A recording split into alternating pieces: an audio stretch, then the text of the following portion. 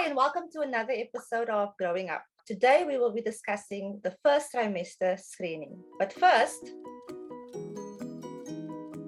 Bespoke Gynae. Today, we are joined by Dr. Lesego Sefanyetso, OB and gynecologist, also my doctor for this pregnancy, will be taking us through everything we need to know for the first trimester screening. Thank you so much for joining us, doctor. Good morning, Sam. Good morning to all that will be watching this video. So at about 13 weeks or just around the end of the first trimester, there are certain blood tests that are done on pregnant women. What tests are these? So, Sam, what we do for pregnant women, mainly between 11 and 14 weeks, is for routine antenatal bloods, which is your full blood count. We also do your blood group. We do your HIV test. We do hepatitis. We do a syphilis test, Down syndrome screening. And this Down syndrome screening includes taking blood tests, doing an ultrasound. How important are all of these tests? Let's start with your routine antenatal blood test. So your full blood count looks at your hemoglobin, it looks at your white cell count, it looks at your platelets. So, but for pregnancy, the most important thing that we look for is your hemoglobin, because your hemoglobin is what carries oxygen to the rest of your body. And in pregnancy, what happens is that you have an increased amount of iron, and iron is also a building block towards a normal hemoglobin. So with that, your hemoglobin can drop, right? And so we need to know where we started off when the pregnancy starts. We also obviously look at your platelets, because in a small percentage of patients, you might find patients with thrombocytopenia, which is low platelets for whatever reason. Yeah. You need to know whether you're blood group O, A, B, or AB. And more importantly, we need to know whether you are AB positive or AB negative or O negative or O positive, because your RH status, which is the negative that I'm talking about, or the positive, then says whether you are at a high risk of having problems in your pregnancy. So about 3% of the population, yes, about 3% of the population are RH negative. And that can result in complications in the pregnancy with, dire consequences.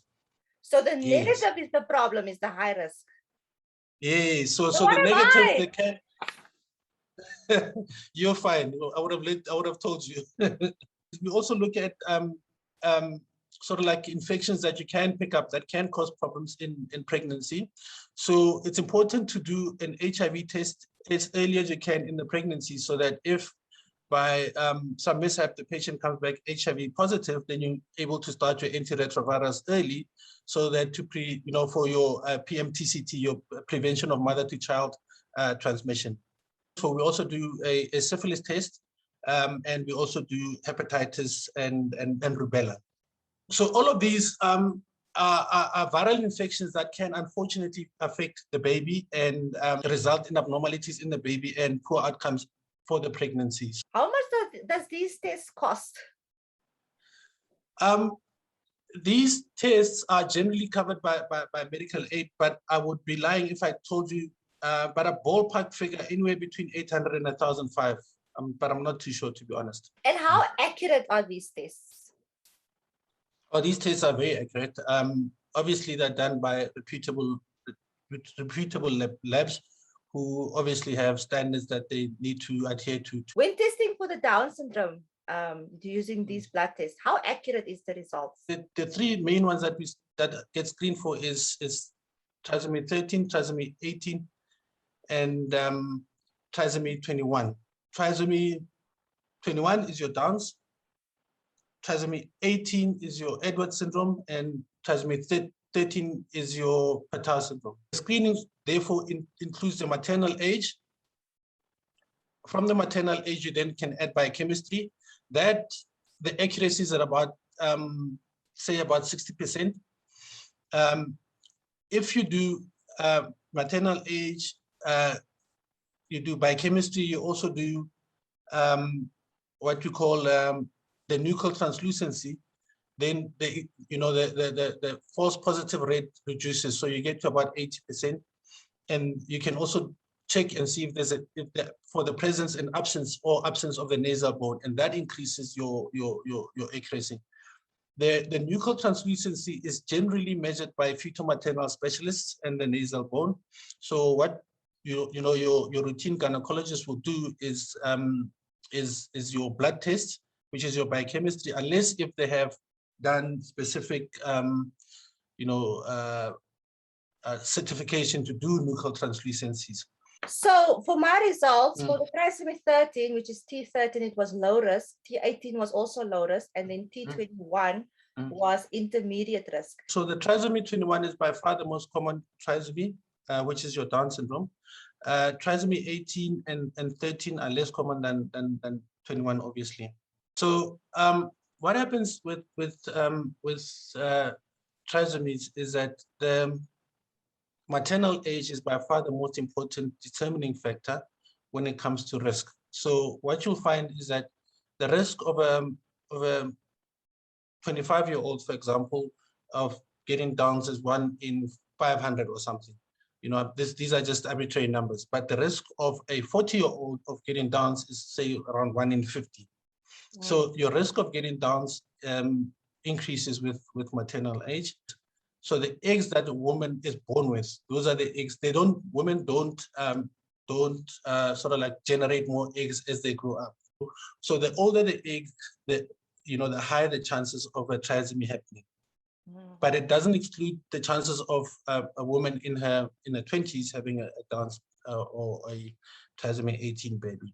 So what I generally do is that in women who have high risk or intermediate risk, or any woman, even with low risk, who opts to have prenatal, non-invasive prenatal testing, we offer that, because even with the low risk, the baby can still have Downs. But it's more important, obviously, for women who have high risk and intermediate risk to do the NIPT. So the accuracy of your non-invasive prenatal testing, NIPT, is around 97 to 99%. So your results came back as no anomaly detected, which means that they didn't pick up any trisomy in the test that they did. So let's say my results came back that they did detect some trisomy in my blood. What would have been the next step? So the next step would be to do an amniocentesis. An amniocentesis is the needle test where they put the needle into your tummy and they get your amniotic fluid and test that for trisomy. So all of those things that we talked about are all screening tests. The amniocentesis is the confirmatory test to say definitely there's trisomy 21. And I read, and you also said once that test involves a 0.5 to 1% risk of pregnancy loss. Yeah, so depending on who does it, but the literature quotes a pregnancy risk loss of about 1 to 2%. So I read that with the Edwards syndrome, 13% of children can live past their first year. And with Pato, only 5% to 10% of children with this condition live past their first year. However, with Down syndrome, the majority of children can live past their first year and even live up until 50 years. Is there anything that women can do to prevent having trisomy? Unfortunately, nothing that a woman can do to prevent having a baby with trisomy. Obviously, the advice is the earlier you have your babies, the better, because your risk is a lot lower then. But as we know, the timing of having a baby is not always, life is not perfect. You can't say, oh no, I'm going to have my babies between 25 and 30. That's it. But the good news is that we're able to screen for these abnormalities and take it from there. Thank you so much, Lesego Sefanyetso, and I will see you at our next appointment. Thank you, Sam. Bye.